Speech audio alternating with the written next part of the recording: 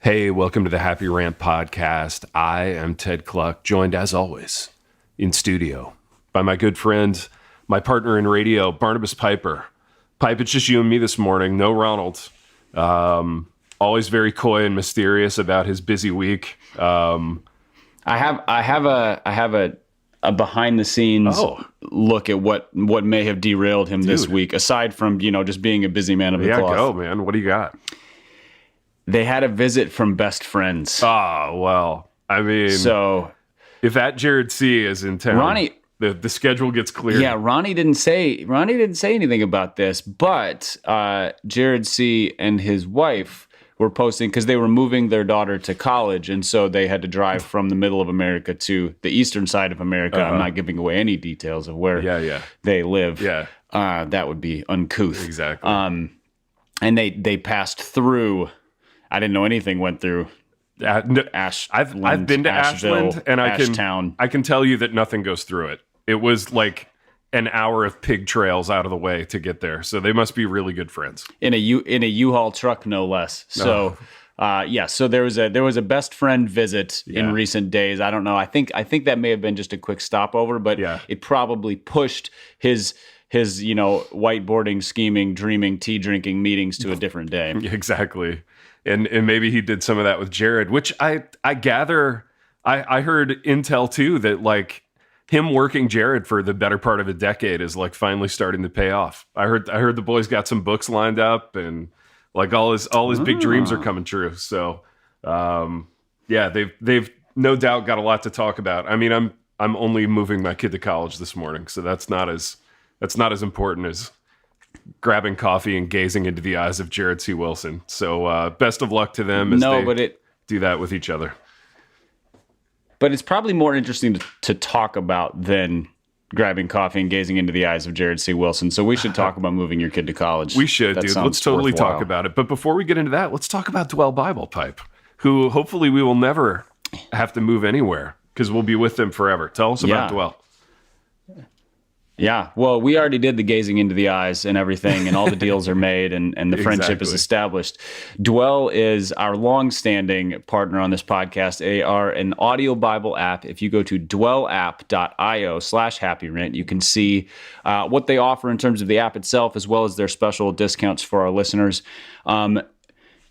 If you are looking for a way to take scripture and get it into your life in a more consistent manner, Dwell is a great way to do it. And it's probably the best audio Bible experience I'm aware of. There are individual audio Bibles that are really well done, but this allows you to engage scripture in a variety of different ways via listening plans. So if you want to go through it in a year or a specific time frame, or if you're just looking for a specific focus, whether it's promises or prophecies of Christ's coming or the benedictions of Paul or whatever it is, they have all these different options. They have features to help you study, to memorize. They even have a sleep feature so that you can listen to it as you fall asleep. You could play it for your kids as they fall asleep, put on Psalms or something like that so that they're kind of being encouraged as they go to sleep. There's all of this stuff built in, and they continue to develop this. So again, go to dwellapp.io/happyrant.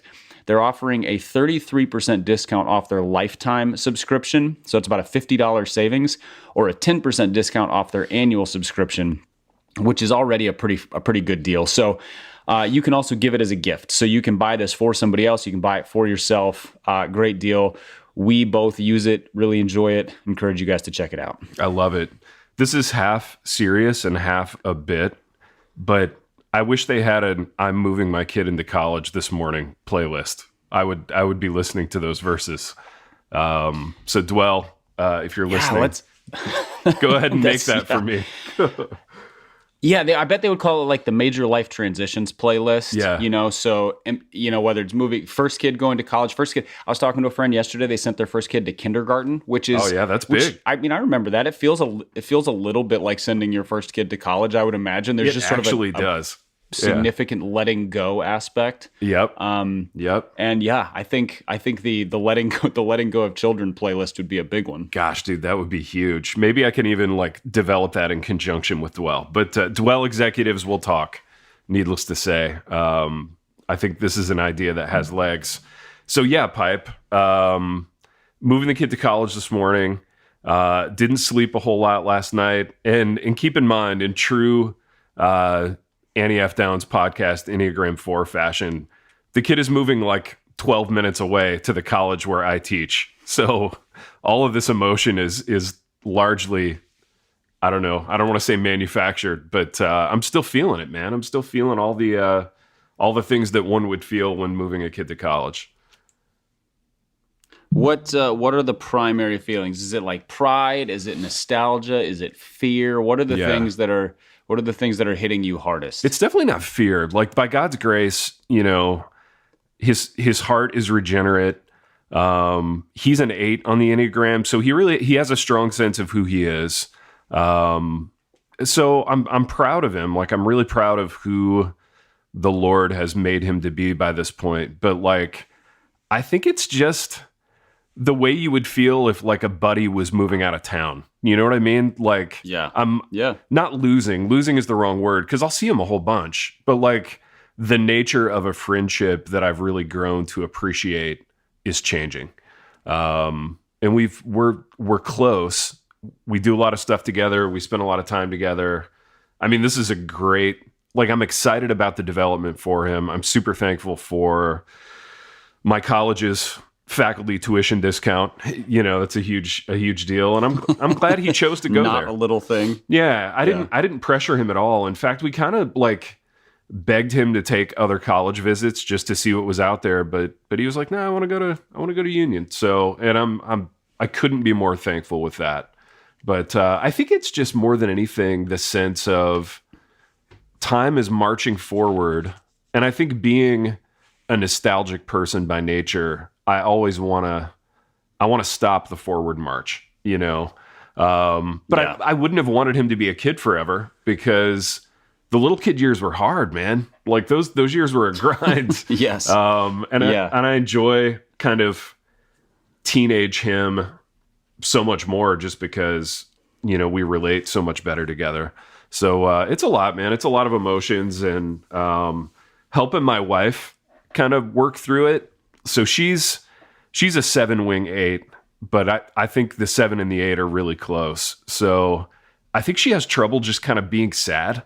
And the sadness manifests as other things. So I've had to like triage everything that she's been saying for the last like 48 hours and gently remind her that it's okay. It's okay to just be sad. You know, this doesn't have to manifest. Sad doesn't come easy. Yeah. Sad doesn't come easy for all of us. You know, like you. Yeah.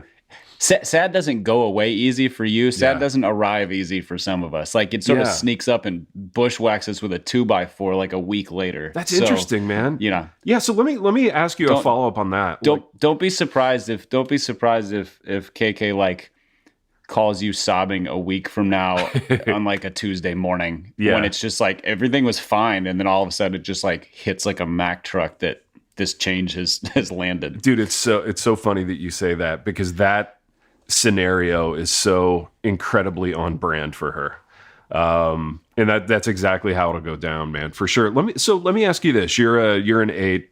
So apologies that this is turning into a Annie F. Downs mom podcast, but with neither Annie F. Downs or moms on the podcast, we're doing our best imitation. A podcast by moms for moms. Why is it so hard? Why is it so hard for you guys to just feel kind of sadness in the moment that kind of would call for it? So I can't speak for like a full on 7. I know that generally speaking, 7s sort of do anything to avoid discomfort. Sure. I feel like as an 8, I don't. Yeah. I'm not uncomfortable with it. It just doesn't hit until it does.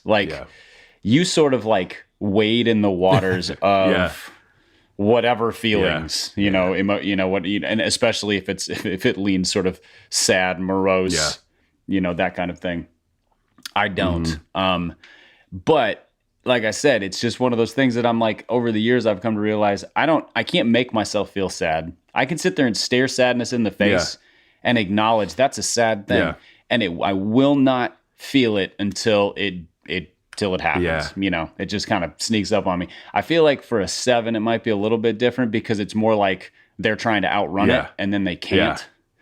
And I don't think that's the case for me. Yeah. So, I mean, I'm anticipating my daughter, Grace, is a sophomore in high school. So we have about 3 more years till she, Lord willing, moves out. Yeah. And yeah, trying to anticipate. And I think in the moment, I will be mostly excited for her. Yeah, for sure. You know, this is the thing we've been working towards, That's like right. trying to build you up into the kind of woman who like is ready to go, ready to be independent, ready to make your own decisions, take on the world, take this huge step.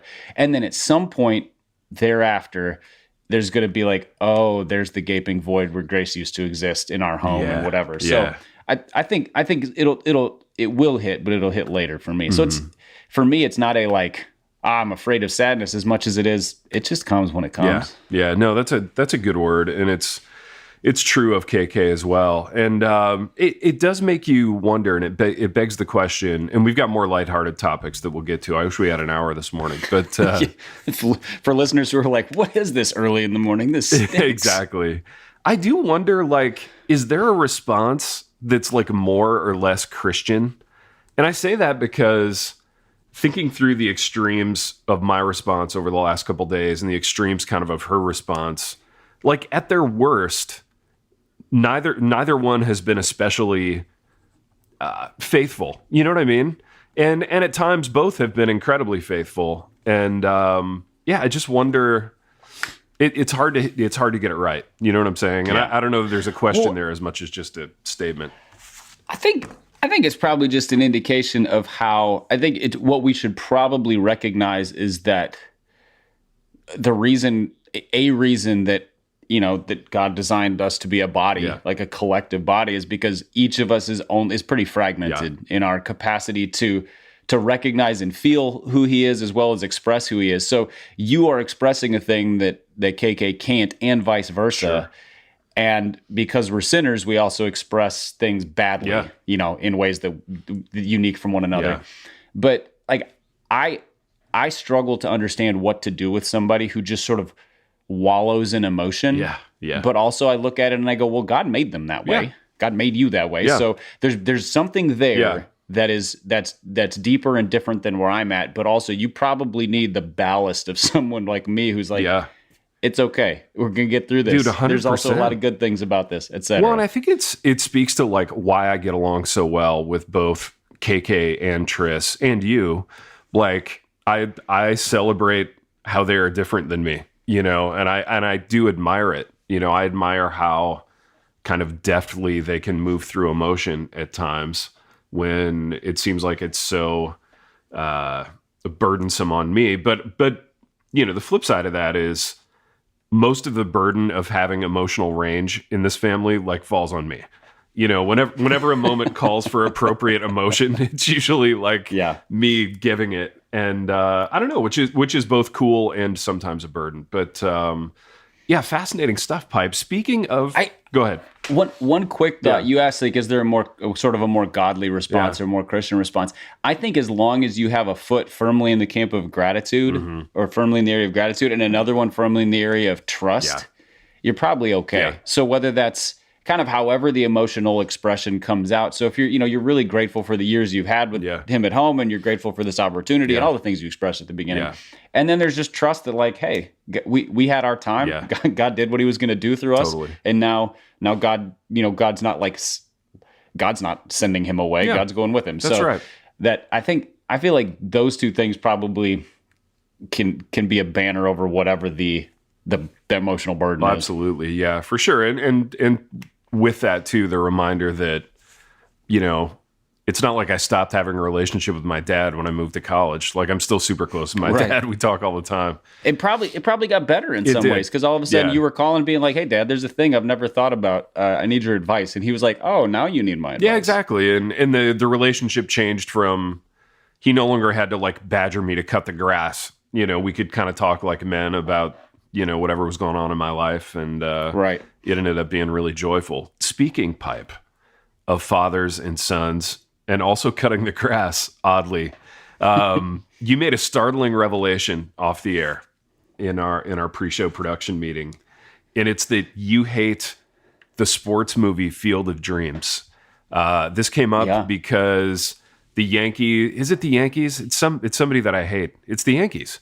Yeah, it's the Yankees, and I think the White is Sox. it the Red Sox or the White Sox? I think it's the White Sox. I think it's the White Yeah, Sox. they're that would make sense. They're playing a game on TV in the Field of Dreams field in Iowa, and I am a longtime friend of the movie Field of Dreams. I love the movie. I love it as a sports movie.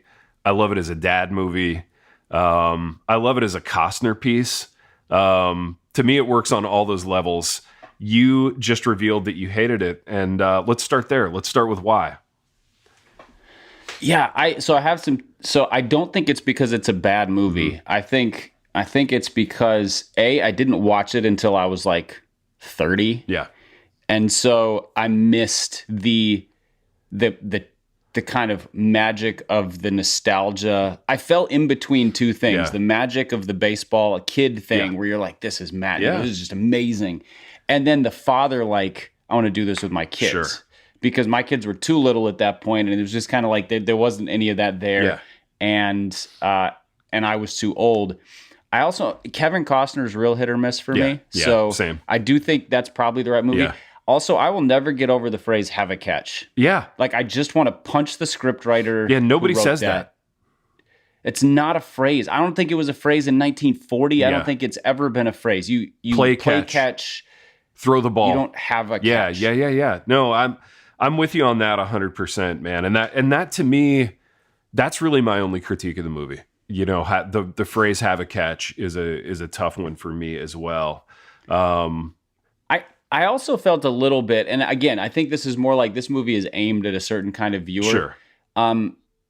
It felt a little like, I think it's intentionally trying to be it's trying to be nostalgic and emotionally manipulative, as opposed to kind of offering that in a more like subtle. You can feel this way, but it's not like Like when I watched Friday Night Lights, the movie, not the TV so show, good. although the TV show was fun. Yeah. That's nostalgic for me because like I feel what those characters Sure. are feeling and things like that. This felt more like a ham-handed, like, look, here comes the hazy guy out of the corn because if you build it, they will come. And I'm like, whatever. Do two quick reactions to that.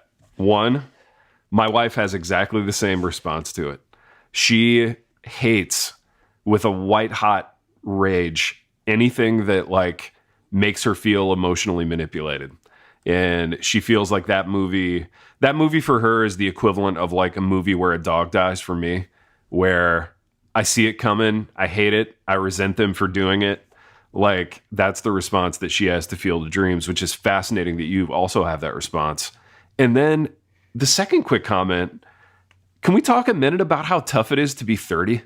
I think 30 is a hard age because you still have whatever vestiges of like a-holeness are still there from being in your 20s. Like you're still full of yourself.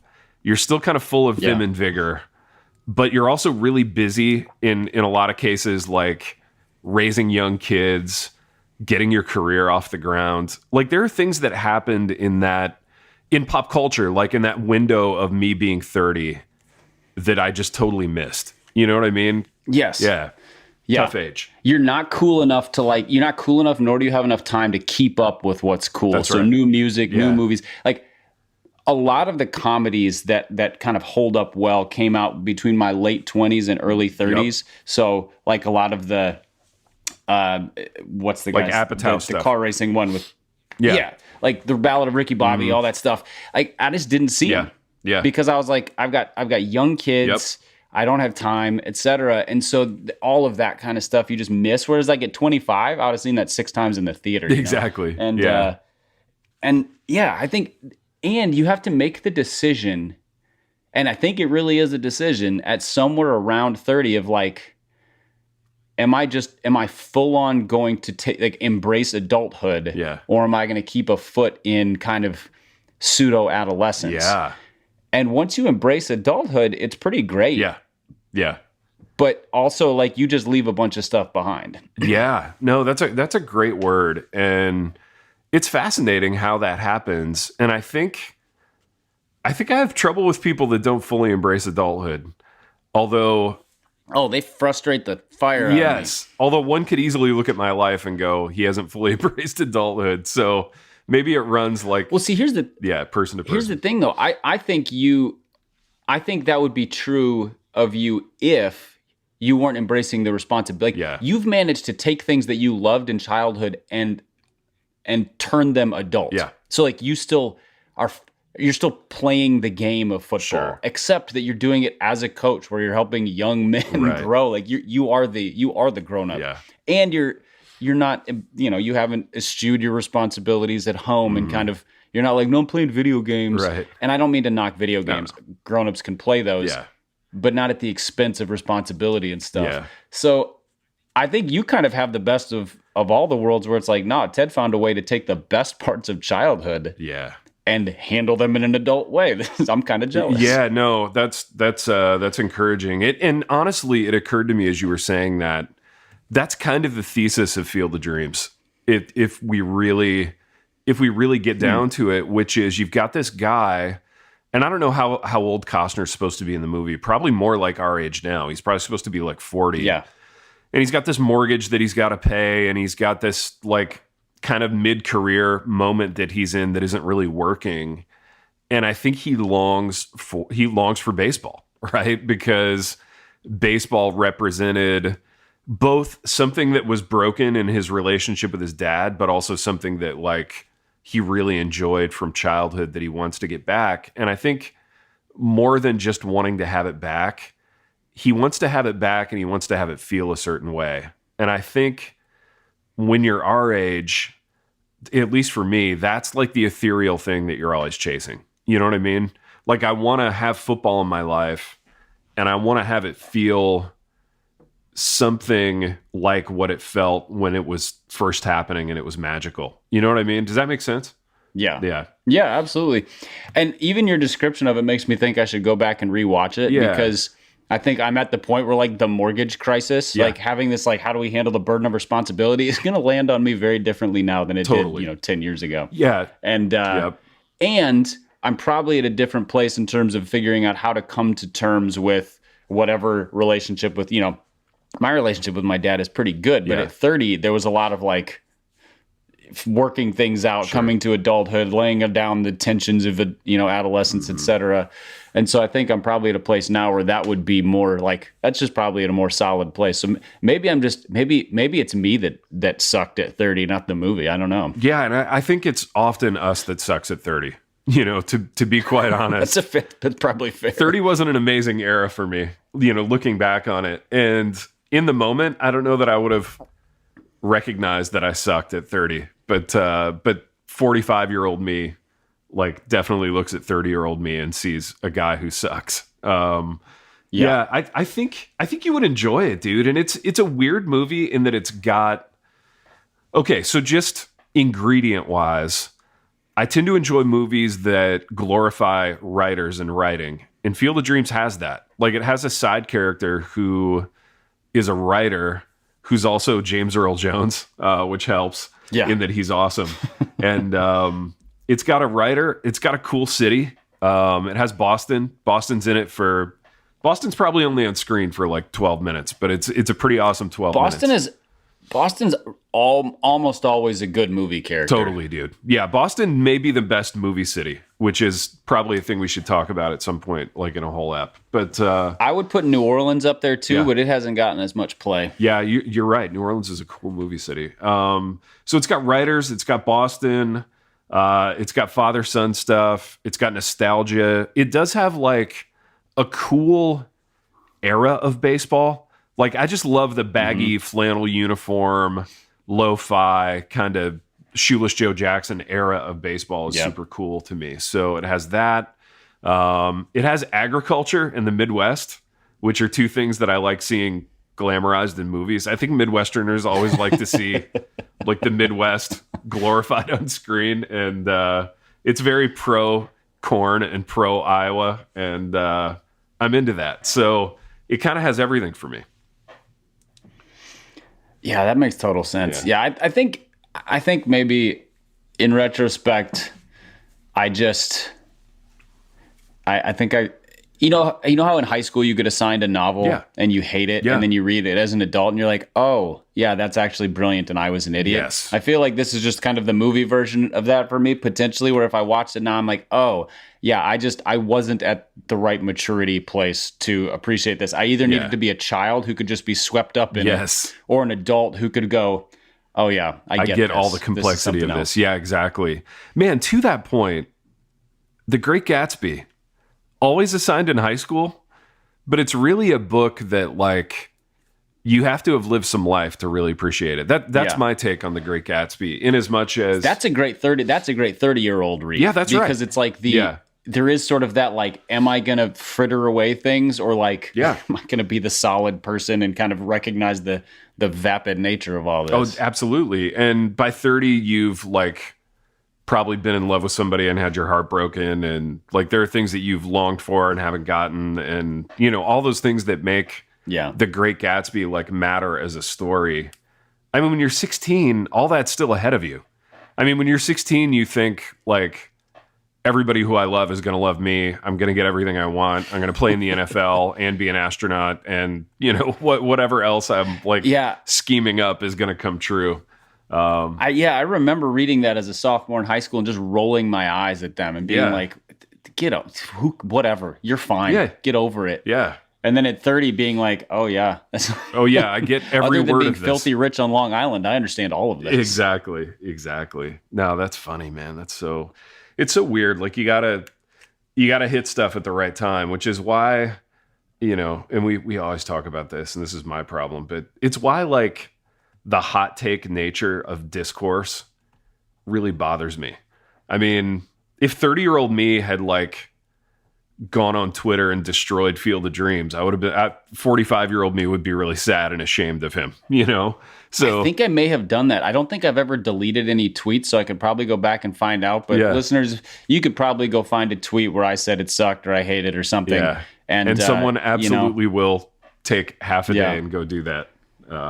Because that is... They must be 30 because they have time to do that. That's right. Or under 30. That is also the nature of Twitter. But speaking of Twitter, Ron's probably on it right now. Did we get any Jared pictures? Did we get a nice selfie? I think so. No, I didn't see that. Jared posted a picture on his Instagram feed, I believe it was, of the Martins at their house. So you know that he was there, but he was behind the camera. So Jared's big on that. He's big on the Ron picture. No engagement photos this time, and none of that. Yeah, well, you know, no wings. Dare to dream. I mean, I wonder if they visited the wing mural just for old time's sake. Just nostalgia. Exactly. Bringing back that moment. Dude, it's tough for Ron. It's almost like, maybe this is why Ron isn't on the program, and we'll end with this, because I do have to take my kid to college. Maybe it's almost like Ron is letting Jared go again. You know what I mean? Like it's so rich to be together, and it's hard to let him go. So maybe we're going through the same stuff. That's true. He feels like he's sending Jared to college. Exactly. Yeah, I wonder. Yeah, maybe he's just like curled up in his armchair, like softly crying this morning as Jared drives off to the East Coast. Exactly. Although Ron's a dyed-in-the-wool college boy himself now, man, as evidenced by like all the stacks of books photos that he's been doing lately. So subtext, think of me and how I'm reading. You know, my favorite thing about his stacks of books photos is how he's so dismissive of the books in the photos, and yet he posts them, which means there's some like... Yeah, he needs a lot there. He's trying to maintain an emotional distance from these so as not to be theological Twitter nerd, right? But also to say... Be proud of me for reading these. I'm in this. Yeah, I'm in this world. I'm doing this, people. Don't you forget it, you know? So yeah, everybody go on Twitter, affirm the boy for his stacks of books, and that'll make him feel good. Pipe, something else that'll make people feel good. Visual Theology and their products. Tell us about them. Yes, indeed. Listeners, Visual Theology, our other sponsor for the podcast for the next few weeks. if you go to visualtheology.church/happy, so visualtheology.church/happy, you can see their special offers for our listeners.